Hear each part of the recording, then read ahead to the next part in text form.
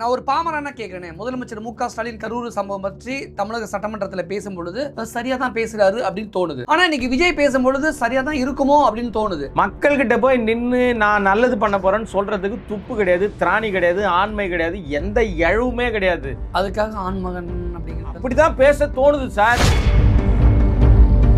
41 உயிர்களை கொன்ற படுபாதக கொலைக்காரனாக மாறிய விஜய் தார்மீக அடிப்படையில மனிதாபிமானம் குறித்து பேசுவதற்கு தகுதியே இல்லை. இந்த நபர் அரசியலுக்குள்ள நுழைஞ்சதுனால 41 நெரிசல் மரணம் இல்ல, கிட்டத்தட்ட 2 வருஷத்துல 55 பேருக்கு மேல செத்து போயிருக்காங்க.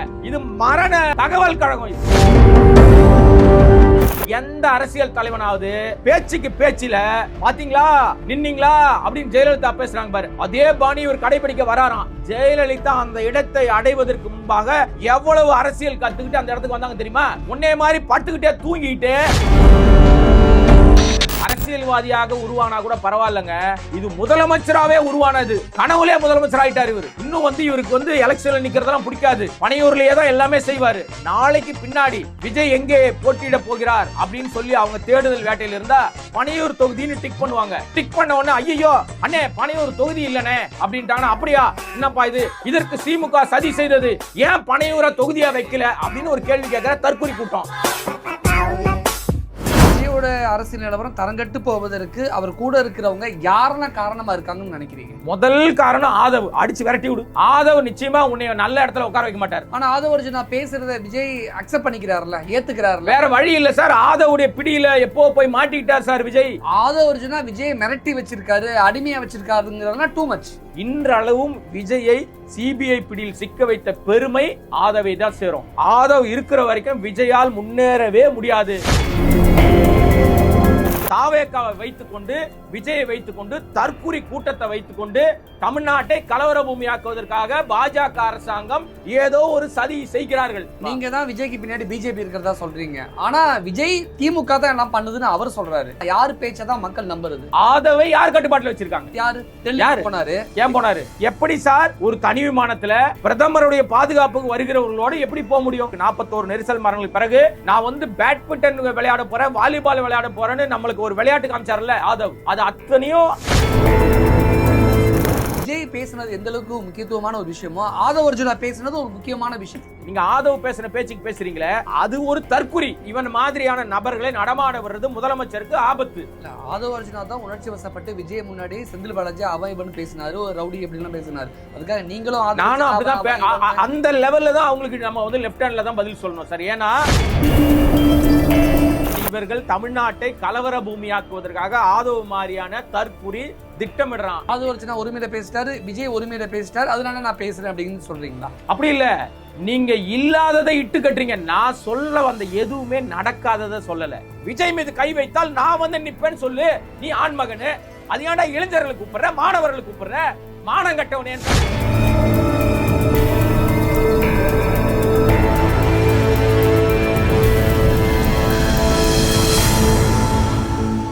வணக்கம். இன்றைய நமது சிறப்பு விருந்தினர் அரசியல் விமர்சகர் கோடாங்கி அவர்கள். வணக்கம் சார். வணக்கம். தாவேக்காவுடைய பொதுக்குழுவில் எனக்கு தெரிஞ்சு நான் பார்த்த வகையில் விஜய் முதலா ரொம்ப சீரியஸாக பேசியிருக்காரு. காமெடி, நக்கல், நையாண்டி, குட்டி கதை இதெல்லாம் தாண்டி உண்மையிலுமே ரொம்ப இறுக்கமாக காணப்பட்டார், இறுக்கமான முகத்தோடு பேசினார் அப்படின்னு பார்த்தேன். நான் 2 விஷயங்கள் முக்கியமாக அதில் பார்க்குறேன். எங்கள் கூட்டணிக்கு வான்னு கூப்பிட்டவங்களுக்கெல்லாம் ஸ்டாப், தடை போட்டுட்டாங்க. 2வது, முழுக்க திமுகவுக்கு எதிரான, குறிப்பா முதலமைச்சர் மு க ஸ்டாலினுக்கு எதிரான முழு வெறுப்பு பேச்சு. அப்படி சொல்ல வரீங்களா தம்பி? அவரே சொல்லிட்டாரு, வன்மம்.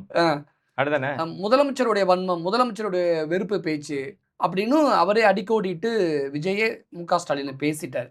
சரி, முதலமைச்சர் எங்க வெறுப்பு பேச்சு பேசினாரு, எங்க வன்மம் கொடுத்து வன்மம், விஜய் மீதான வன்மம் எங்க கக்குனாரு, என்ன சொன்னாரு, எது சொன்னது வன்மமா இவருக்கு தெரிஞ்சிருக்கும் தெரியுமா? அதாவது எந்த தலைவனும் தன் தொண்டர்கள் செத்து போத விரும்ப மாட்டான்னு சொன்ன வார்த்தை இருக்குல்ல, அதுதான் வன்மமான பேச்சா விஜய் பாணியில? அப்படியே நீங்க சீரியஸா பேசினாருன்னு சொல்றீங்கல்ல. முதலமைச்சர் வன்மமாவே பேசல, தான் விஜய் அட்டாக் பண்ணி பேசல. அப்ப எதை அடிப்படையா வச்சு விஜய் மு க ஸ்டாலினை முதலமைச்சரை குற்றம் சாட்டி அடிக்கோடிட்டு இவர் புகார் முன்வைக்கிறார்.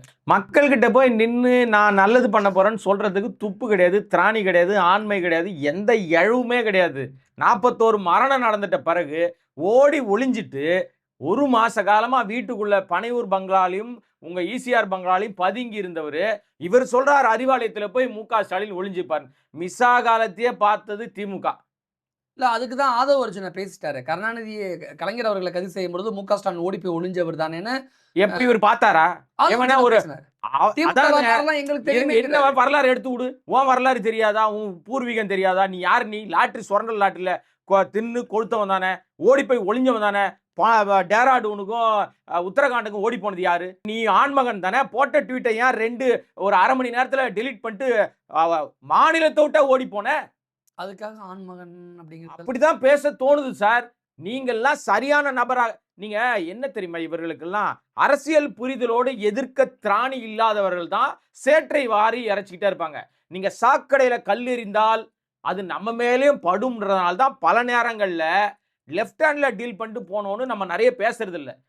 இவர்களுக்கு பதில் சொல்லிட்டே இருக்கக்கூடாது. ஆதவுக்குலாம் பதில் சொல்லவே முடியாது. இல்ல இன்னைக்கு விஜய் பேசினது எந்த அளவுக்கு முக்கியத்துவமான ஒரு விஷயமோ ஆதவ அர்ஜுனா பேசினது ஒரு முக்கியமான விஷயம். ஏன்னா முன்னாள் அமைச்சர் செந்தில் பாலாஜி அவர்களை ரவுடி பொறுக்கி அப்படி இப்படின்னு ஒருமையில பேசியிருக்காரு. அதாங்க ஆதவ இத்த வரைக்கும் தெருவுல நடமான விஜய் முன்னாடியே சார் சொல்ல வரேன். இவர்கள் தமிழ்நாட்டை கலவர பூமியாக்குவதற்காக ஆதவ மாதிரியான தற்குறி திட்டமிடுறான். இவன் பேசுறதுனால தப்பு இல்ல. அவன் என்னோட சின்ன பையன், அவனுக்கு அதுதான் மரியாதை. இவன் மாதிரியான நபர்களை நடமாட வர்றது முதலமைச்சருக்கு ஆபத்து. இல்ல ஆதவ அர்ஜுனா தான் உணர்ச்சி வசப்பட்டு விஜய் முன்னாடி செந்தில் பாலாஜி இவன் பேசினாரு, ரவுடி எப்படிலாம் பேசினாரு. அதுக்காக நீங்களும் நானும் அப்படிதான் அந்த லெவல்ல தான் அவங்களுக்கு நம்ம வந்து லெஃப்ட் ஹேண்ட்ல தான் பதில் சொல்லணும் சார். ஏன்னா இந்த நாட்டை கலவர பூமியாக்குவதற்காக திட்டம், ஒரு சதி திட்டத்தை தாவேக்காவை வைத்துக்கொண்டு, விஜயை வைத்துக்கொண்டு, தற்குறி கூட்டத்தை வைத்துக்கொண்டு தமிழ்நாட்டை கலவர பூமியாக்குவதற்காக பாஜக அரசாங்கம் ஏதோ ஒரு சதி செய்கிறார்கள். அதற்கு RSS பின்புலத்தில் இருக்கிற சிடி நிர்மல்குமார்ல உட்பட பல பேரும் துணை போறாங்க. ஆதவ் ஒரு துணையா, அவர் ஒரு கருவியாக யூஸ் பண்றாரு. அவர் போட்ட ட்வீட்ல என்ன போடுறாரு? ஜென்சி கூட்டமே கிளம்பி வாங்க, ஸ்ரீலங்கா நேபாள மாதிரி இங்க ஒரு கலவரம் ஏற்படணும், புரட்சி வெடிக்கணும்ட்டு அரை மணி நேரத்துல ட்வீட்டை டெலீட் பண்ணி டேராடூன் ஓடி போன நபர் இன்னைக்கு என்ன சொல்றாரு? அதே மாதிரி பிரச்சனை தான் கொண்டாடுறாரு. இளைஞர்களை திரண்டு வாங்கன்னு. நீ போய் நிப்பேன்னு சொல்லுடா. உனக்கு அறிவில்லை? விஜய் மீது கை வைத்தால் நான் வந்து நிப்பேன்னு சொல்லு. நீ ஆண்மகனு. அது ஏன்டா இளைஞர்களை கூப்பிடுற, மாணவர்களை கூப்பிடுற? மானம் கட்டவனேன்னு தான் கேட்க தோணுமா தோணாதா? ஆதவ அர்ஜுனா செந்தில் பாலாஜியை உரிமையில திட்டினதை விட நீங்க பயங்கரமா உரிமையில ஆதவ அர்ஜுனா திட்டிட்டீங்க. ஆமா சார். சார் மக்கள் தான் திட்டுறீங்களா? தெரிஞ்சுதான் திட்டுறேன் சார். நான் சுய உணர்வோட தெரிந்துதான். நான் ஓடி ஒளிர ஆள் கிடையாது. இவங்கள மாதிரி பண வசதி இருக்கிற ஆள் கிடையாது. கோடி கோடியாக சுரண்டல் லாட்டரியில கொள்ளையடித்த கும்பல் கிடையாது. விஜய் இன்னைக்கு பேசின பேச்சு, நீங்க ஆதவ் பேசின பேச்சுக்கு பேசுறீங்களே, அது ஒரு தற்குறி. விஜய் நான் ரொம்ப முதலமைச்சர் நாற்காலிக்கு ஆசைப்படுற நபர். இன்னைக்கு என்ன பேசியிருக்காரு? முதலமைச்சரே அறிவாலயத்துல ஓடி ஒளிஞ்சுப்பாருன்னு பேசுறாரு. ஓடி ஒளிஞ்சவன் தான் ஓடி ஒளிஞ்ச மாதிரியே எல்லாரும் ஒளிஞ்சுப்பாங்கன்னு நினைக்கிறது. இப்பவே ஒரு டிஸ்க்ளைமர் போட்டுங்க. நான் திமுகவை சார்ந்தவன் அல்ல. நான் ஒரு பத்திரிகையாளன். நீங்க பண்ற எல்லா அட்ராசிட்டியுமே உங்களுக்கு கிடைக்கிற வாய்ப்புகளை, விஜய்க்கு கிடைக்கிற வாய்ப்புகளை அவர் வெறுப்பு பேச்சின் மூலமாக, வெறுப்பு அரசியல் செய்வதன் மூலமாக தனக்கு கிடைக்கிற வாய்ப்பை விஜயே கெடுத்துக் கொள்கிறார். தொடர்ந்து சொல்லிட்டாங்க. 30 நாட்களுக்கு ஓடி ஒளிந்து தலைமறைவாக இருந்து முன்ஜாமீனுக்கு மனு போட்டு ஓடி ஒளிஞ்ச கும்பல் சிபிஐ கிட்ட போயிருச்சுன்னு சொன்ன உடனே இவங்க ஏதோ தீர்ப்பு கிடைச்சிட்ட மாதிரி பேசுறாரு விஜய். கோர்ட்ல எங்கேயாவது சொல்லியிருக்கா சார் தமிழ்நாடு அரசு மண்டையில கொட்டினாங்கன்னு? பார்த்தா இருக்கா? விஜய் சொல்றாரு. அவரே தற்குறி. கோர்ட் ஆர்டர்ல, கோர்ட் சொன்ன அந்த நகல்ல எங்கேயாவது தமிழ்நாடு அரசு தலையில கொட்டிருக்கோன்னு இருக்கா? ஆனா கோடி கோடியா சம்பளம் கொடுத்து வாதாடின வக்கீல்னாலேயே நீதிபதி கேட்ட கேள்விக்கு பதில் சொல்ல முடியலன்னு விஜய் கோடிட்டு சொல்றாரு. இவருக்கு தெரியுமா பதில் சொல்லன்னு? அந்த தீர்ப்பு முழுசா படிச்சாரு அவரு? அங்க இங்கிலீஷ்ல 4 வார்த்தை படிச்சுட்டு எல்லாம் தெரிஞ்ச அர்த்தம் ஆயிடுமா? என்ன சொன்னாங்க? என்ன சொல்லி இருக்கு? தீர்ப்பு கொடுத்துட்டாங்களா? 41 மரணங்களுக்கு யார் காரணம்னு உச்சநீதிமன்றம் தீர்ப்பு கொடுத்துச்சா? திமுக தமிழக அரசு சார்பா ஆஜரான அட்வொகேட்னால பதில் சொல்ல முடியல. என்ன பதில் சொல்ல முடியல? அதான் நீதிமன்றம் கொட்டு வச்சிருக்கு திமுக. 1000 சொன்னாலும் அந்த கான்ஸ்பிரசி தியரி ஒரு மாதிரி ஒரு சதி கோட்பாட்டு வலைய பின்னனீங்கல்ல, அதுல எதுவும் நடக்கலன்னு தெரிஞ்ச உடனே மீண்டும் அதே சதி கோட்பாட்டை, அதே பின்னல் வலையை, அதே சதி விஷயத்தை இவரும் ஆதவ் மூலமாக, விஜய் மூலமாக மீண்டும் மக்கள்கிட்ட ஒரு பொய் பிரச்சாரத்தை பரப்புரை முன்வைக்கிற வேலையை பொதுக்குழுல செஞ்சிருக்கீங்க. இன்னொன்னு செய்றீங்க. என்ன செய்றீங்க? முதலமைச்சர் வன்மமான பேச்சை பேசினார்னு சொல்றார். எங்கேயாவது விஜய் பெயரையோ தாவேகா பெயரையோ முதலமைச்சர் பயன்படுத்தி வன்மமா பேசினார் ஒரு ஆதாரத்தை விஜயால் வெளியிட முடியுமா? இல்ல முதலமைச்சர் பேசினதை நான் கேட்டேன். விஜய் பேசினதுக்கு அப்புறமும் முதலமைச்சர் பேசின அந்த வீடியோவை நான் பார்த்தேன். இல்ல அது பொய் தானே. எனக்கு என்ன புரிஞ்சுக்க முடியலன்னா, பச்சை பொய், மக்களை திசை திருப்புற ஒரு செயல் தானே. கேவலமா இல்லையா? மானக்கேடா இல்லையா? சாப்பாட்டுல உப்பு போட்டுதான் சாப்பிடுறீங்களான்னு கேட்க தோணுமா தோணாதா? எஸ், நான் ஒரு பாமரனா கேட்கிறேன். முதலமைச்சர் மு.க. ஸ்டாலின் கரூர் சம்பவம் பற்றி தமிழக சட்டமன்றத்தில் பேசும்பொழுது சரியா தான் பேசுறாரு அப்படின்னு தோணுது. ஆனா இன்னைக்கு விஜய் பேசும்பொழுது சரியா தான் இருக்குமோ அப்படின்னு தோணுது. அப்போ ஒரு பாமரனா முதலமைச்சர் மு.க. ஸ்டாலின் சட்டமன்றத்தில் பேசுறத மக்கள் நம்புவானா? விஜய் இன்னைக்கு பேசுனதை நம்புவானா? பஞ்ச் டயலாக் பேசுற நடிகன் சார் இந்த நபரு. விஜய் வந்து பஞ்ச் டயலாக் பேசுற நடிகன். அந்த கும்பலை உணர்ச்சி வசப்பட்டு கரகோஷம் போடுறதுக்காக கையொலி அது கை தட்டி ஆரவாரம் பண்றதுக்காக பஞ்சு பேசிட்டு நிப்பாட்டுறாரு. எந்த அரசியல் தலைவனாவது பேச்சுக்கு பேச்சில பாத்தீங்களா நின்னீங்களா அப்படின்னு ஜெயலலிதா பேசுறாங்க பாரு, அதே பாணி இவர் கடைபிடிக்க வராராம். ஜெயலலிதா அந்த இடத்தை அடைவதற்கு முன்பாக எவ்வளவு அரசியல் கத்துக்கிட்டு அந்த இடத்துக்கு வந்தாங்க தெரியுமா? உன்னே மாதிரி படுத்துக்கிட்டே தூங்கிட்டு வீட்டுக்குள்ள அரசியல் பண்ணல அவங்க. பனையூரை தாண்டி இவர் அரசியல் என்ன நடந்திருக்கு?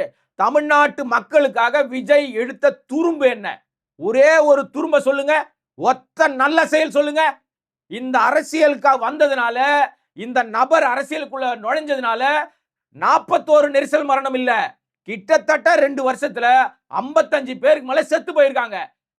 இது மரண என்ன கழகம்? இது தகவல் கழகம். இது வெறும் வெட்டியா பேசிட்டு இருக்க தகவல், வெற்றி தகவல்லாம் கிடையாது. இது மோசமான அரசியல்வாதினா இந்தியாவிலேயே அரசியல்வாதியாக உருவானா கூட பரவாயில்லைங்க. இது முதலமைச்சராவே உருவானது. கனவுலே முதலமைச்சர் ஆயிட்டார் இவர். இன்னும் வந்து இவருக்கு வந்து எலெக்ஷன்ல நிக்கிறதெல்லாம் பிடிக்காது. பனையூர்லயே தான் எல்லாமே செய்வாரு. நாளைக்கு பின்னாடி விஜய் எங்கே போட்டியிட போகிறார் அப்படின்னு சொல்லி அவங்க தேடுதல் வேட்டையில் இருந்தா பனையூர் தொகுதின்னு டிக் பண்ணுவாங்க.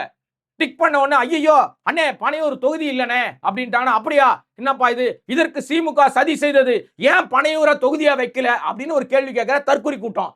இன்னொருத்தன் அறிவாளி சொல்லுவான் கூட இருக்கிறவன், எல்லாம் பூரா நிறைய தற்குறியை வச்சிருக்காங்கல்ல, அவன் சொல்லுவான் அண்ணே பனையூர் இல்லைன்னா பரவாயில்லண்ணே மகாபலிபுரம் போலானே, அங்கதானே நீங்க காலில் வந்து கதறி எழுதிங்க, சிம்பத்தி கிரியேட் ஆச்சு. அதுவும் தகவல்.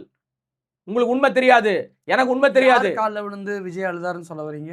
ஆமா, அவர் அழுதாருல விஜய். எல்லார் காலையும் ஐயா 41 மரணங்களும் எதால் நடைபெற்றது, எதனால நடந்துச்சுன்னு நாம தார்மீக அடிப்படையில பொறுப்பேற்றுங்கன்னு அடிப்படை அறிவு கூட இல்லாத விஜய் மகாபலிபுரத்தை தேர்ந்தெடுத்தாருன்னா அதுவும் தொகுதி இல்லைங்க. மகாபலிபுரம் தொகுதி கிடையாது. ஏன்னா இவர்களுக்கு பொறுத்த வரைக்கும் இன்றைய அந்த பொதுக்குழுவோட சாராம்சத்துல குறிப்பாக முழுக்க வெறுப்பு பேச்சின் மூலமாக சம காலத்துல, அதாவது நடுநிலையோடு பார்த்து கொண்டிருக்கிற பார்வையாளர்கள் ஒரு செட்டப் இருப்பாங்கல்ல, திமுக, அதிமுக, பாமக, இல்ல வந்து சீமான், நாம் தமிழர்னு எல்லா கட்சிகளுக்கும் உரிய அந்த ஓட்டர்ஸ் இருக்காங்கல்ல, இவங்களை தாண்டி நியூட்ரல் ஸ்டாண்டுன்னு ஒரு ஓட்டர்ஸ் இருப்பாங்கல்ல, இவங்க எல்லாருக்கிட்டையுமே கேவலமான கெட்ட பெயரை தன் வன்ம பேச்சின் மூலமாக, வெறுப்பு பேச்சின் மூலமாக விஜய் சம்பாதிச்சிருக்கார். பேக் ஃபயர் தான் இருக்கு இந்த பொதுக்குழு.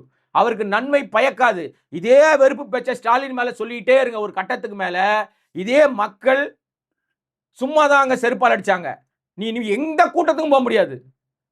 அந்த மாதிரி நிலையை மக்களே உருவாக்கிடுவாங்க. இல்ல விஜய் நேரடியாவே திமுகவோட சதி இருக்குன்னு சொல்றாரு.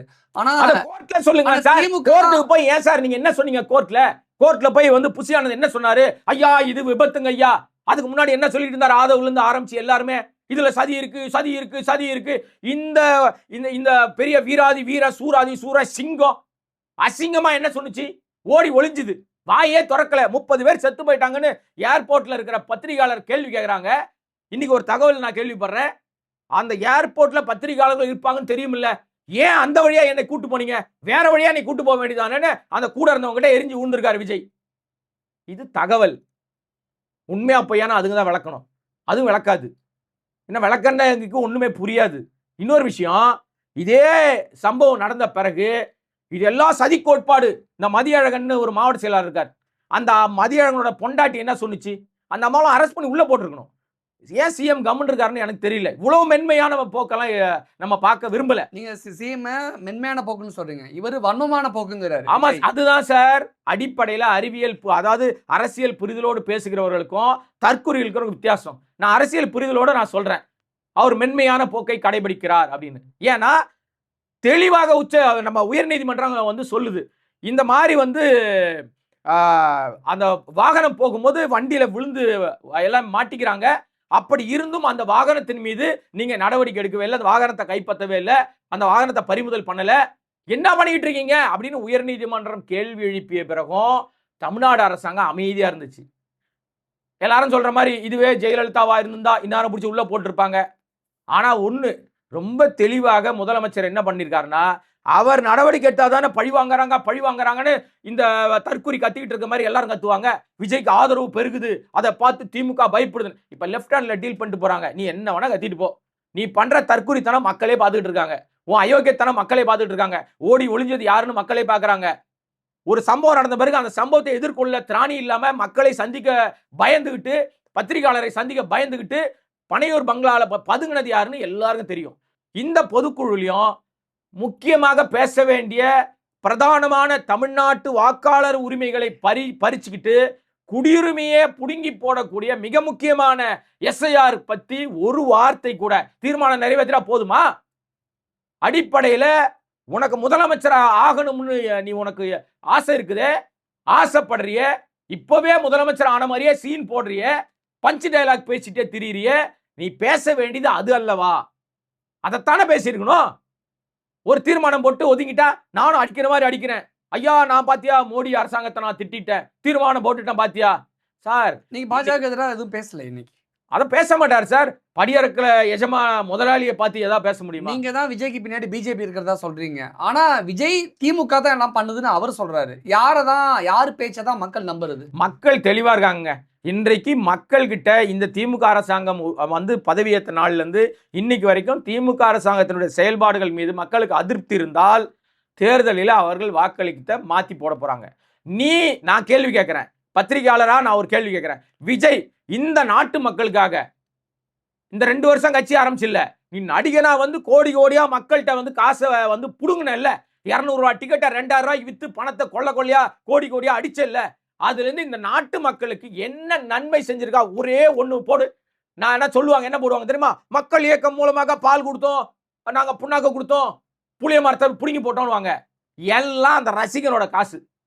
இவர்கள் இரவு பாடசாலையா இருக்கட்டும், எல்லாமே அந்தந்த பகுதியில் இருக்கிற அந்த ரசிகன், அப்பாவி ரசிகன், பைத்தியக்கார ரசிகன், தற்குறி ரசிகன், இவன் சொந்த காசை செலவு பண்ணி பேனர் அடிச்சு பால் முட்டை கொடுத்து இரவு பாடசாலை நடத்தி இந்த எல்லா புகழும் விஜய் விஜய் விஜய் இந்த டிவி சொல்லிட்டு, ஓ டிவி கிரண்டனா இந்த டிவிக்கேன்னு கத்தி பேரெல்லாம் கொண்டு போய் விஜய்க்கு சேர்க்கிறாங்களாம். இந்த தற்குறி அதை யூஸ் பண்ணி தெரியாம ஒட்டுமொத்தமாக தமிழ்நாட்டு மக்களையும் முட்டாளாயிட்டு தானும் முட்டாளாயிட்டு இன்ன வரைக்கும் இந்த பொதுக்குழுல பேசின அத்தனை பேச்சினுடைய சாராம்சத்திலும் எது அடிப்படையாக இந்த மக்களுக்கு தேவை, எதை நம்ம சொல்லணும், அடிப்படையிலே ஒரு விஷயம் தான் சார். மாற்று சக்தியாக நீங்க வரீங்கன்னா உங்களை வரவேற்கிறதுக்கு ரெடியா இருக்கும். மாற்று சக்தி வேணும்னு ஆசைப்படுறோமா, ஓகே ரைட், யார் வேணுமானாலும் முதலமைச்சர் ஆகலாம். ஆனால் நீங்க மாற்று சக்தியாக நான் வருவதற்கு என்கிட்ட இந்த திறமைகள் இருக்கு, என்கிட்ட இந்த திராணி இருக்கு, நான் இதையெல்லாம் உங்களுக்கு நன்மையாக செய்ய காத்திருக்கிறேன்னு உங்களுடைய அடுத்த கட்ட நடவடிக்கை குறித்து பேசுவதுதான் புத்திசாலித்தனமான அரசியல். அதை விட்டுட்டு வெறுப்பு பேச்சே பேசிக்கிட்டு இருந்தீங்கன்னா உங்க மேது என்ன நம்பிக்கை வரும் தெரியுமா மக்களுக்கு?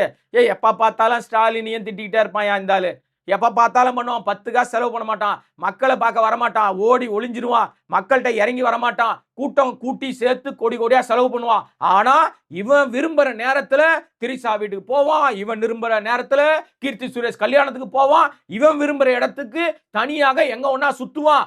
ஆனா குடும்பத்தை சேர்த்துக்க மாட்டான், அப்பா வீடு கட்டினாலும் அந்த போய் கிரகப்பிரசுக்கு போக மாட்டான், மக்களை சந்திக்க மாட்டான். ஆனா நாட்டை காப்பாத்துறதுக்கு வருவேன்னு ஆபத் பாந்துவான், நான் தான் ஏமாத்துவான், பஞ்ச் டயலாக் பேசிட்டு குப்புற அடிச்சு படுத்துப்பான். நான் பேச மாட்டேன் சார், இதையெல்லாம் மக்கள் பேசுவார்கள். இதை கோடங்கி பேச மாட்டான். இவ்வளவு நேரம் எல்லாத்தையும் பேசிவிட்டு மக்கள் பேசாம மக்கள் பக்கம் திருப்பி விடுறீங்க சார். இதுதான் சார் கள அரசியல் நிலவரம். நீங்க களத்துக்கு நான் வந்து நீங்க வரக்கூடாதுன்னு சொல்லவே இல்லை. இந்த பேச்சினுடைய சாராம்சத்துல திரும்பியும் ஒரு விஷயத்தை தெளிவுபடுத்துறாராம் இந்த அறிவாளி. இப்ப தற்குறியில தான் கோவம் வருது இல்ல. விஜய் அறிவாளி தானே, ஒத்துக்கிறீங்களா? அதான் அவர் நினைச்சுக்கிட்டு இருக்காரு. நல்ல சக்தி ஒத்துக்கிறீங்களா? ஐயோ, மிக மோசமான கேவலமான தமிழ்நாட்டு இளைஞர்களை தப்பா வழி நடத்தி நெரிசல் கொண்டு வந்து சாகடிக்கிற மிக மிக மோசமான, அதுக்கு ஏதாவது வார்த்தை இருந்தா நீங்க ஃபில் அப் பண்ணீங்க. நான் அண்டர் இது நம்ம ஃபில் இன் தி பிளாங்க் நான் இடம் விட்டுறேன். இல்ல எதமோ சொல்ல வரீங்க, சொல்லி முடிச்சிருங்க, அவ்வளவுதான். அந்த மாதிரி திட்டிட்டீங்க. நான் ஏன் சார் திட்டுறேன்? எனக்கு என்ன சார் மாமனா மச்சான்? திட்டவே இல்ல. ஐயோ ஏங்க, எனக்கு என்னங்க மாமனா மச்சானாங்க? நான் என்ன திட்டுறதுக்குங்க? மாமன் மச்சானா பழகி இருக்கீங்களே அவர் கூட. அது ஒரு காலகட்டங்க. அதாவதுங்க, நான் என்ன சொல்ல வரேன், இப்ப கூட விஜய் மீது நமக்கு எந்த வன்மமும் கிடையாதுங்க. அவர் பேச்சின் மாதிரியே சொல்றேன், எனக்கு எந்த வன்மமும் இல்லை. ஆனா விஜயை சுத்தி இருக்கிறவர்கள் சொல்லி கொடுக்கறதெல்லாம் ஒரு ஓரமா வச்சுட்டு கொஞ்சம் மற்றதெல்லாம் மறந்துருங்க சார். நீங்க யார் மேல வேணா வன்மத்தை காட்டுங்க, யார் மேல வேணா காழ்ப்புணர்ச்சி காட்டுங்க. நீங்க நாட்டு மக்களுக்கு நல்லது செய்யணும்னு நீங்க நினைக்கிறீங்க இல்ல. கோடி கோடியா நம்ம சம்பாதிச்சு வச்சுட்டோம், பேர் புகழ் நம்ம கிட்ட இருக்குது, செல்வாக்கு நம்மகிட்ட இருக்கு, நம்மகிட்ட குடும்பமே இல்லை, நம்ம குடும்பமே தமிழ்நாட்டு மக்கள் தான், பிரமாதம், அருமை, வரவேற்கலாம். கொஞ்சம் சிந்திச்சு பார்த்துட்டு அதிமுக இந்த மாதிரியான நிலைப்பாட்டில் இருக்கு, திமுக இந்த மாதிரியான நிலைப்பாட்டில் இருக்கு, இவர்களுக்கு மாற்று சக்தியாக தமிழ்நாட்டை காப்பாத்துறதுக்காக நான் வந்திருக்கேன், நான் வந்து இதெல்லாம் உங்களுக்கு செய்ய போறேன், என் மீது எத்தனை அடக்குமுறைகள் வந்தாலும் பரவாயில்லைங்க, நீங்க எனக்காக வந்து நிக்கிறீங்கல்ல, உங்களுக்காக நான் வந்து நிக்கிறேன், எங்க வேணாலும் நான் வரேன் உங்களை தேடி. இவர் நினைச்சார்னா, விஜய் நினைத்தால் எங்க வேணாலும் எந்த விதமான நெருக்கடியும் இல்லாமல் போக முடியும். அதை தவிர்ப்பதுக்கு என்ன காரணம்னா, தான் ஒரு பெரிய பிம்ப சக்தி, தான் பெரிய ஆக்க சக்தி அப்படின்னு ஆழ் மனசுல, விஜயனுடைய ஆழ் மனசுல போய் இருங்க, முடிச்சிடுறேன், ஆழ் மனசுல போய் எவனோ ஒருத்தன் சொல்லியிருக்கான், ஐயா நீ இந்த நாட்டை ஆள பிறந்தவன், நீதான் சிஎம், கனவு காணாத சிஎம்மாவே ஆயிட்ட, அந்த மாதிரியே ஃபீல் பண்ணி நிறு, உன் காரை சுத்தி வந்து எல்லாம் பயங்கரமா இருக்கும், உனக்கு எல்லாருமே வந்து அடி பண்ணிவாங்க, நீ ஒரு மிகப்பெரிய கடவுள், நீ வந்து ஆசீர்வாதம் கொடுக்கறதுக்கு உன்னை தேடிதான் எல்லாரும் வரணும், நீ எங்கேயும் போயிடாத, பனையூர்லயே பதுங்கி இரு அப்படின்னு எவனோ ஆழ் மனசுல சொல்லியிருக்கான். விஜய் தான் ஒரு நல்ல சக்தின்னு ஃபீல் பண்றது நல்ல விஷயம் தானே. நல்ல சக்தின்னு ஃபீல் பண்ணி பிரயோஜனம் இல்லையே, செயல்பாட்டுல இல்லையே. நீ என்ன செயல்பட்டு இருக்க? இதுவரைக்கும் அவர் நல்ல சக்தியாக ஒரு புல்லை புடுங்கி போட்டாருன்னு ஒண்ணு சொல்லுங்க. நீங்க விஜய் என்ன சக்தின்னு சொல்ல வரீங்க? அதான் எனக்கும் தெரியலங்க, எந்த லிஸ்ட்ல எடுக்கிறதுனே தெரியலையே. இது அரசியல் சிச்சி அவ்வளவுலாம் இல்லைங்க, அதுக்கு கூட லாய்க்கு இல்லைங்க. என்னங்க நீங்க அப்படி பேசுறீங்க? நான்லாம் அப்படி சொல்லுவேனா? அதுக்கு கூட ஒரு லாய்க்கு இல்லைங்க. அப்பா ஒரு அப்பாவி அப்ராணி அப்படி ஒத்துக்கிறீங்களா? ஐயோ, அப்பாவி லிஸ்ட்ல கூட எடுக்க முடியாதுங்க. அப்ப விஜய் அப்ப யாரு? உங்களுக்கு எனக்கு தெரியல. அவரு எல்லாத்தையும் கடந்த சக்திங்க, மிகப்பெரிய சக்தி, எல்லாத்தையும் கடந்த. ஏன்னா அவர் தானங்க சொல்றாரு, நான் நினைத்தால் நான் வந்து உள்ள வந்துட்டேன், உங்களை காப்பாத்த வந்துட்டேன், வாங்க என்கிட்ட ஆறுதல் வாங்கிட்டு போங்க. எவன் சொல்லுவான் சார்? அடிப்படையில மனுஷனா இருக்கிறவன் சொல்லுவான் அந்த வார்த்தைய. ஆபத் பாந்தவன் சொல்ல வரீங்க? அவர் நினைச்சிட்டு இருக்காரு, நான் சொல்லல, நான் எந்த காலத்திலும் சொல்ல மாட்டேன், இப்ப இல்ல, இனிமேல் விஜயனுடைய அரசியல் நிலவரம் இதை விட தரங்கட்டு தான் போகுமே தவிர தரமாக மாறுவதற்கு வாய்ப்பே இல்லை. விஜயோட அரசியல் நிலவரம் தரங்கட்டு போவதற்கு அவர் கூட இருக்கிறவங்க யாரெல்லாம் காரணமா இருக்காங்கன்னு நினைக்கிறீங்க? முதல் காரணம் ஆதவ், அடிச்சு விரட்டி விடு. ஆதவ் நிச்சயமா உன்னை நல்ல இடத்துல உட்கார வைக்க மாட்டார். ஆனா ஆதவ் நான் பேசுறத விஜய் அக்செப்ட் பண்ணிக்கிறாருல, ஏத்துக்கிறாருல. வேற வழி இல்ல சார், ஆதவுடைய பிடியில எப்போ போய் மாட்டிக்கிட்டார் சார் விஜய். ஆதவுடைய கட்டுப்பாட்டுல ஆதவ் என்னங்க அவ்வளவு பெரிய ஆளா விஜய்? பணம் வச்சிருக்காங்க, கோடி கோடியா பணம் வச்சிருக்காங்க. ஆதவ் விஜய் மிரட்டி வச்சிருக்காரு, அடிமையா வச்சிருக்காருங்கிறதுனா டூ மச். நான் சொல்லாத வார்த்தைகளை நெறியாளர் பயன்படுத்துறீங்க. அடிமை, அவர் வந்து இப்படி வச்சிருக்காரு. ஆதவ் விஜய் தன் கட்டுப்பாட்டுல வச்சிருக்காங்க. ஆமா ஆமா சார், ஆதவை யார் கட்டுப்பாட்டுல வச்சிருக்காங்க? யாரு போனாரு? ஏன் போனாரு? ஏன் போனாரு? அதுதான் கேள்வி. ஏன் போனாரு? இப்ப யார் கட்டுப்பாட்டுல இருக்காரு? எப்படி சார் ஒரு தனி விமானத்துல பிரதமருடைய பாதுகாப்புக்கு வருகிறவர்களோட எப்படி போக முடியும்? எந்த அடிப்படையில? அருள் நீங்க போயிருவீங்களா? நான் போக முடியுமா? ஆதவ் பிரதமர் பாதுகாப்புக்கு வரவங்க கூட போயிருக்காருன்னா பிரதமர் அலுவலகம் கூப்பிட்டுச்சா? அந்த தனி விமானத்துல அவரோடு போன அந்த அதிகாரிகள், அந்த பாதுகாப்பு படை வீரர்கள் யார் சார்? யாரு? அவர் எல்லாமே பிரதமருடைய பாதுகாப்பு படை வீரர்கள் தானே. அவர் கொடுக்கப்பட்ட அந்த எஸ்எஸ்ஜி ஒய் பிரிவை தாண்டி கொடுத்திருக்காங்க. விஜய்க்கு ஒய்.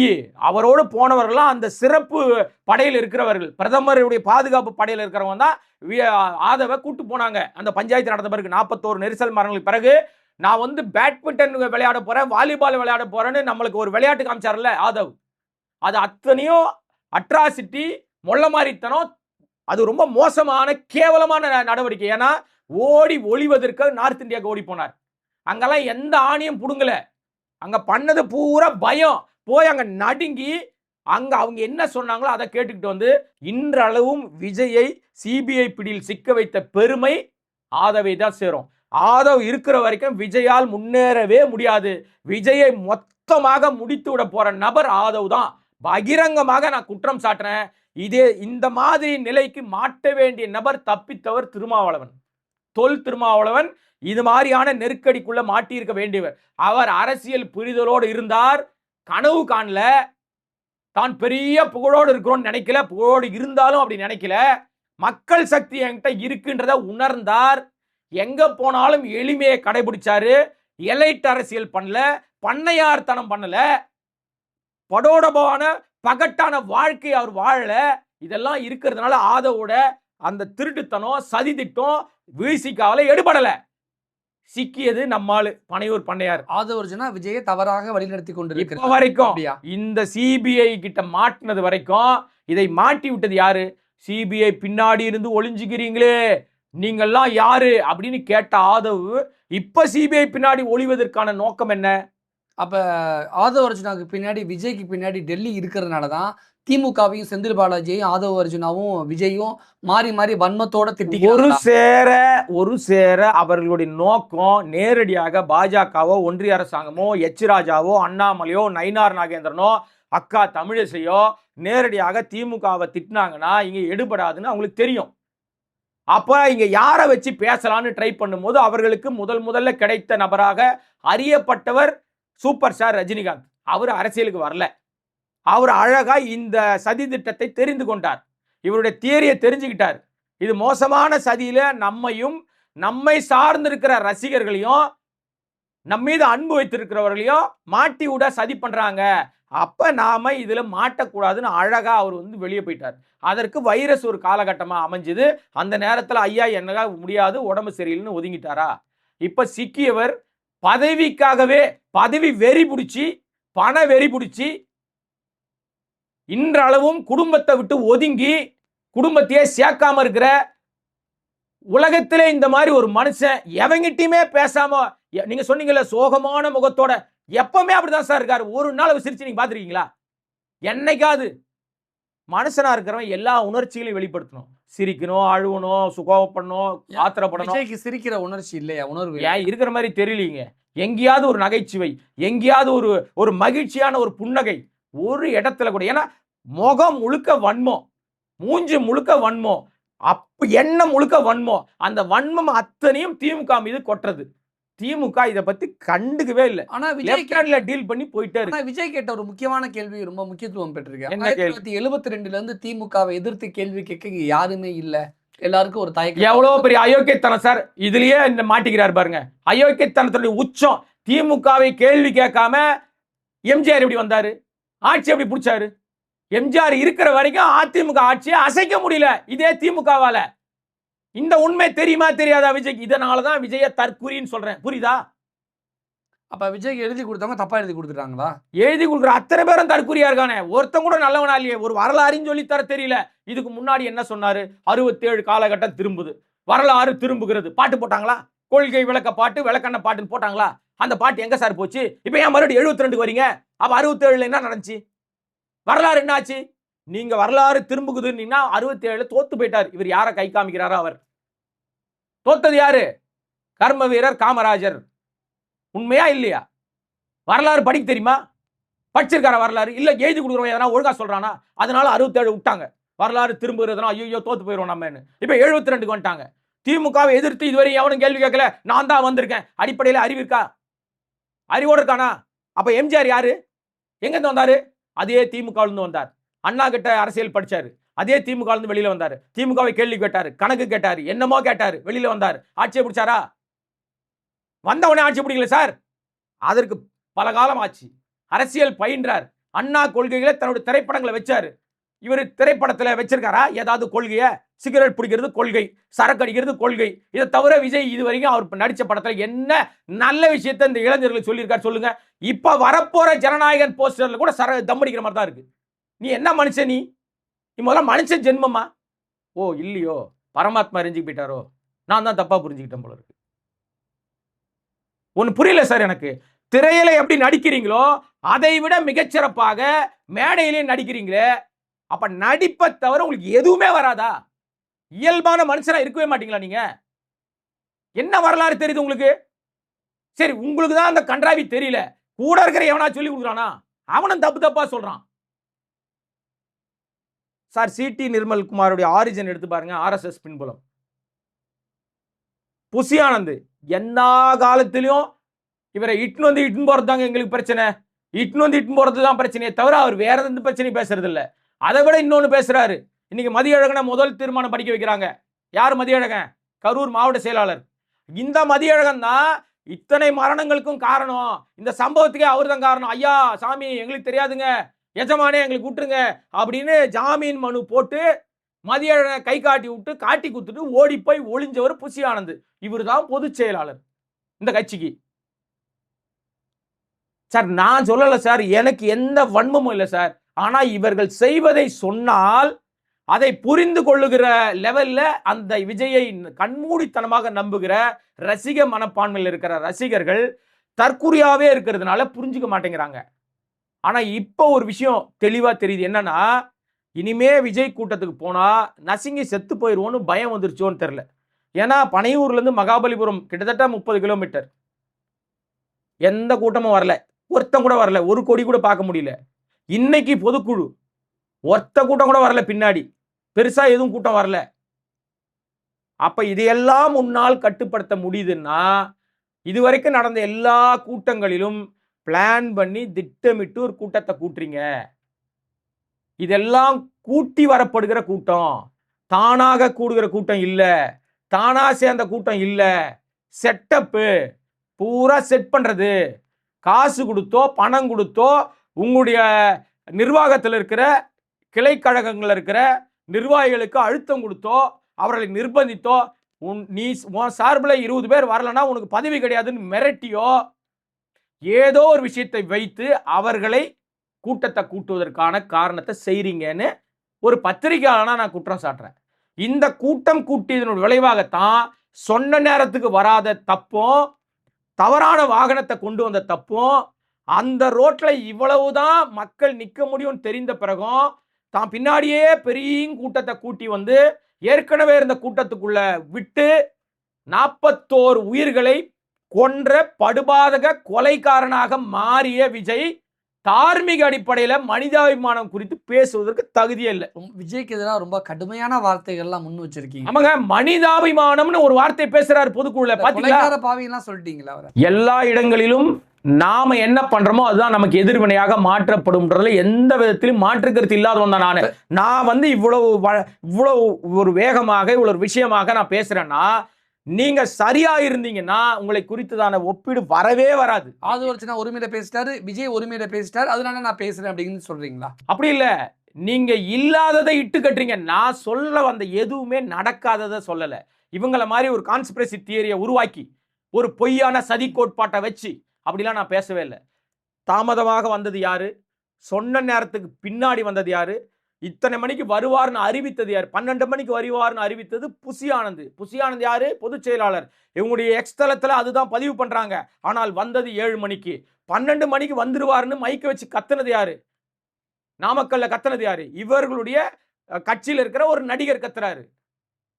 அதை தாண்டி அங்க இருக்கிற எல்லாருக்கும் வெயிட் பண்ணுங்க வெயிட் பண்ணுங்க வெயிட் பண்ணுங்கன்னு தண்ணீர் கொடுக்காம, குடி தண்ணீருக்கு வசதி செய்யாம, இயற்கை உபாதைகளுக்கு செல்வதற்கு வசதி செய்யாம, பெண்களையும் குழந்தைகளையும் கூட்டிட்டு வந்து அவ்வளவு நேரம் நெருக்கடியான இடத்துல வச்சு, இந்த நெருக்கடிக்குள்ள ஒரு பஸ் மிகப்பெரிய ஒரு அந்த கேரவேனை யமனுடைய வாகனம் மாதிரி அந்த பஸ்ஸை உள்ள கொண்டு வந்து 50 மீட்டர் தள்ளி நிறுத்திங்கன்னு கெஞ்சின பிறகும் முடியாது, 41 பேரை சாவடிக்க தான் நான் வந்திருக்கேன்னு அந்த வாகனத்தை நகர்த்தி கொண்டு வந்த மோசமான கேவலமான பிறவியாக இருந்த ஆதவ அர்ஜுனாவுடைய பேச்சை கேட்டு மேல மைக்கில் நின்று கத்திட்டு இருக்காங்க மக்கள்லாம் தண்ணி கேட்டு. அதை பத்தி கண்டுக்காம பேசலாமா, ஆரம்பிக்கலாமா, 10 ரூபா பாட்டு பாடவா இப்படின்னு கேட்ட மிகச்சிறந்த மனிதர்னு அவர் சொல்லிக்கிறார். இவரை நான் எந்த லிஸ்ட்ல வைக்கிறேன் சார்? செத்து போனவர்களுக்கு ஒரு இரங்கல் கூட அந்த போட்டோ வச்சு உங்க பொதுக்குழுல இரங்கல் தீர்மானம் நிறைவேற்றினா கெட்டா போயிடுவீங்க. அறிவு வேணாம் உங்களுக்கு? விஜய் அந்த இடத்துல கோட்டை விட்டார், தவற விட்டார். கிடைத்த வாய்ப்பு இல்லாது அந்த மரணங்களுக்கு மரியாதை செலுத்த வேணாமா? 41 மரணங்களுக்கு பிறகு நான் வந்து பேச வரீங்களே, 38 பேருக்கு தான் பணம் கொடுத்துருக்கீங்க. மீதி 2 பேருக்கு ஏன் கொடுக்கல இன்னைக்கு வரைக்கும்? ஏன்னா அந்த 2 பேரும் உங்களுக்கு எதிரான, நீங்க நினைச்சது மாதிரி இல்லாம அவங்க எதிராக போய் உண்மையை பேசிட்டாங்க. அவர்கள் உண்மை பேசி உங்களுடைய பொய்யை அம்பலப்படுத்தியதுனால, உங்க நாடகம் வெளியில வந்ததுனால அவர்களுக்கு இப்ப வரைக்கும் பணம் கொடுக்கல. அதுல ஒரு சகோதரி கோடங்கிப்பட்டியை சேர்ந்த ரமேஷ், புரிஞ்சுக்கணும் நீங்க, ஏன்னா அங்க இருக்கிறவங்க எல்லாம் அப்படி இருக்காங்க. அந்த ரமேஷுடைய மனைவி சங்கவி இந்த 20 லட்சம் தேவையில்லைன்னு தூக்கி போட்டு சங்கிலே மீசிருக்கு. அந்த சகோதரிக்கு நான் வீர வணக்கம் செலுத்துறேன். ஏன்னா உங்க காசை துச்சமா மதிச்சிருக்கு. இப்படி எல்லா விஷயங்களிலும் நீங்க பண்ண அத்தனை தவறுகளையும் சுத்தமா முழு சாப்பாட்டுல, அதாவது சொல்லுவாங்கல்ல, சாப்பாட்டுல முழு பூசணிக்காய் மறைக்கிற மாதிரி உங்க மேல தப்பே இல்லைன்னு திரும்ப திரும்ப ஒரு விஷயத்தை கொண்டு வரீங்கல்ல சார். இப்ப கூட சார் இந்த பொதுக்குழுல இவர் அதெல்லாம் பேசாம, இவர் முழுமையாக இந்த சம்பவத்துக்கு பிறகு நான் பேச வந்திருக்கேன், நான் ரொம்ப மன உளைச்சல் இருந்தேன், இதுதான் நடந்திருக்கு, ஓகே, இனிமே நம்ம ஆக்கப்பூர்வமான பணிகளை செய்வோம், அந்த குடும்பத்தாரை நம்ம தத்தெடுத்திருக்கோம், நம்ம தொடர்ந்து அவங்களுக்கு ஆதரவு அளிப்போம், நாம இனிமே அடுத்த கட்டத்தை நகர்த்துறோம். இன்னைக்கு தமிழ்நாட்டில் மிக முக்கியமான பிரச்சனையா இருக்கிற எஸ்ஐஆர் குறித்து உங்களோட 6.5 கோடி மக்களுடைய வாக்குகளையும் ஃப்ரீஸ் பண்ணி வச்சிருக்கு. ஓட்டே போட முடியாது, உங்க குடியுரிமையை புடுங்கி போடக்கூடிய மிக கேவலமான செயலை பாஜக அரசாங்கம் பண்ணுது, தேர்தல் கமிஷன் மூலமா பண்ணுதுன்னு தேர்தல் கமிஷனுக்கு எதிராக நீங்க செய்ய வேண்டிய விஷயத்தை செய்யாம வன்ம பேச்சு பேசாத, வன்மம் பத்தி பேசாத முதல்வர், எந்த தலைவரும் தன் தொண்டன் சாவதை விரும்ப மாட்டார்னு சொன்ன வார்த்தையை கூட புரிஞ்சு கொள்ள முடியாத தற்கூரியா இருக்கிற விஜய் முதல்வர் வன்மமா பேசிட்டார். பார்த்தீர்களா? ஸ்டாலினுக்கு பயம், தப்பிச்சு ஓடி அறிவாலயத்தில் ஒளிஞ்சிப்பாரு. ஓடி ஒளிஞ்சவன் நீ, பனையூர்ல பங்கர்ல பதுங்கினவன் நீ, டேராடூன்ல ஓடி ஒளிஞ்சவன் ஆதவ், நிர்மல்குமார் எங்க போனாருன்னே தெரியாது, புசி ஆனந்த் எங்க இருந்தாருன்னே தெரியாது. இதெல்லாம் தலைமறைவு தற்குறிகள். இதை தாண்டி எந்த வழக்குமே வாங்காத என் நண்பன் ஒருத்தர் இருக்காங்க, ராஜ்மோகன், எந்த வழக்கம் இல்லைங்க அவர் மேல. அவர் ஏன் தலைமறைவா இருந்தாருன்னே தெரியல. இப்ப பதில் சொல்றாரு, தலைமறைவாலாம் இல்ல, வீட்டுக்குள்ள இருந்த, எல்லாம் ஒண்ணுதான். பொது வழியில பேசிக்கொண்டிருந்தவர், யூடியூப்ல பேசிக்கிட்டு இருந்தவர், எல்லா இடத்துலையும் பேசிக்கிட்டு இருந்தவர் அமைதி ஆயிட்டார். இன்னைக்கு அவர் தான் தொகுத்து வழங்குறார். நல்ல விஷயம் தான், நம்ம நண்பன் அடுத்த இடத்துக்கு போறான்னு பார்க்கும்போது சந்தோஷமா இருக்கு. ஆனா தற்கூரி இடத்துல போய் சேர்ந்திருக்கியா நீ, அதோட சேர்ந்து உன் லிஸ்டும் அப்படி ஆகி போச்சு. நண்பர்களை திட்ட வேண்டாம், ஓகே, எனக்கு நண்பர் பிரச்சனை அது இல்லைங்க. இன்னைக்கு கூட அந்த பொதுக்குழுவை அழகான ஒரு ஆரோக்கியமான அடுத்த கட்டத்தை தாவேக்கா நகர்த்துகிற விஷயமாக மாற்றி இருந்தால் விஜயை நம்ம பாராட்டி இருக்கலாம். இன்னொரு இடத்தையும் அவர் வந்து வேண்டுமென்றே மீண்டும் இது வந்து இந்த பிரச்சனையை திமுக கொந்தளிக்கும், திமுக ட்ரிகர் பண்ணா திமுக டென்ஷன் ஆகும், பயங்கரமா அவங்க ரியாக்ட் பண்ணுவாங்க, எதிர்வினை ஆற்றுவாங்கன்னு இவர் நினைச்சு பேசிட்டாரு. ஆனா இந்த இடத்துல எதிர்வினை ஆற்ற வேண்டிய ஆள் யார் தெரியுமா? எதிர்வினையை பேச வேண்டிய ஆள் யார் தெரியுமா? பயத்துல பதட்டத்துல எதுவுமே பேசாம அமைதியா இருக்கிற எடப்பாடி. அவர் தான் பேசியிருக்கணும். ஏன்னா களத்துல எனக்கும் அவருக்கும் தான் பிரச்சனை, நானும் அவர் தான் சண்டை போட போறோம், இதுல நான் தான் ஜெயிப்பேன்னு இவர் சொல்லிட்டு இருக்காரு. திமுகவா டிவிகேவான்னு பேசிட்டு இருக்காரு. ஆனா கலை யதார்த்தம் அது இல்ல. ஆனா எடப்பாடி சொல்லிட்டாரு விஜய் பேசினதுக்கு அப்புறம், கவலைப்படாதீங்க எல்லாரும் உங்க வேலையை பாருங்க, கூட்டணி தானா அமைன்னு சொல்லிட்டாரு. அதுதான் சார், அதுதான் அவர் பண்ற மிகப்பெரிய தப்பு. கலை யதார்த்தம் அது இல்ல. களத்துல திமுகவும் அண்ணா திமுகவும் தான் இருக்கு. இப்ப வரைக்கும் அதான் கலை யதார்த்தம். டிவிக்கெல்லாம் இல்ல, பிரேக் பிடிக்காத சைக்கிள் எதுவும் குறுக்க மறுக்க ஓட்டிட்டு இருக்காரு. சீமானா மாறிட்டீங்க திடீர்னு. சீமானா மாறலங்க, அதாங்க கலை யதார்த்தம். உங்க அண்ணங்கிறனால அவர் பேசுன பேச்செல்லாம் எடுத்துக்கிட்டு பேசுறீங்க. என்ன அநியாயமா இருக்கு. உண்மையா சொல்றாங்க, நானு இவர் பிரேக் பிடிக்காத சைக்கிள் எடுத்து குறுக்க வராருங்க, அது பிரேக் பிடிக்க வேண்டிய நேரத்துல பிடிக்காது, முட்டி மோதி உழுவாரு. உங்க பேச்சுல நான் சீமான் அவர்களை பாக்குறேன். ஐயோ, எங்க அண்ணன், சரி விடுங்க, எங்க அண்ணன் தானே, பரவாயில்ல விடுங்க, அதெல்லாம் ஒன்றும் அவர் தப்பா நினைக்க மாட்டாரு.